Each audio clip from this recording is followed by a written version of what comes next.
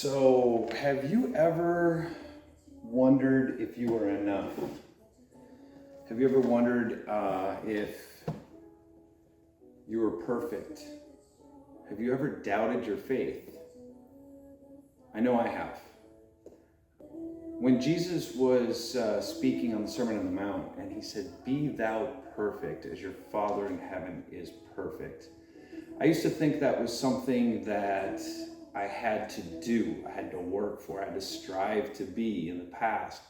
And as my faith has grown over the past few years, I've seen something in the Bible that was very profound. And it's not about perfection at all. It's about a perfect heart.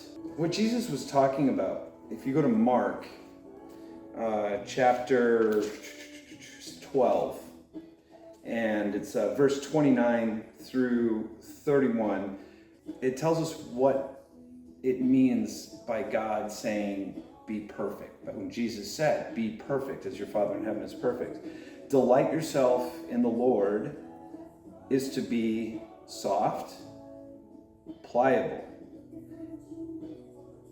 Do not have a hard heart, as in Hebrews chapter 3, 12 and 13. So in Mark chapter 12, it says, "And Jesus answered him, the first of all the commandments is, Hear, O Israel, the Lord our God is one Lord. And thou shalt love the Lord thy God with all thy heart, and with all thy soul, and with all thy mind, and with all thy strength. This is the first commandment. And second is like, namely this, thou shalt love thy neighbor as thyself. There is none other commandment greater than these two things. For there is one God. And love him with all the heart, and with all the understanding, and with all the soul, and with all the strength, to love his neighbor as himself, more than whole burnt offerings and sacrifices." So if we look at 2 Chronicles, which kind of mirrors this, it's talking about having a perfect heart. In chapter 15, verse 17, the heart of Asa was perfect. The heart of Asa was perfect. In chapter 16 of 2 Chronicles, it talks about, "For the eyes of the Lord run to and fro throughout the whole earth." This is verse 9. "To show himself strong in behalf of them whose heart is perfect toward him." Herein, and it goes on and on. So every good gift from above is perfect, coming down from the Father. And all he asks us to do is have a perfect heart towards him. I mean, if you continue through that thread and you look with the Strong's Concordance and just follow that thread of the word perfect heart throughout the Bible, you're going to see that all God wants us to be is to have a perfect heart of love for him.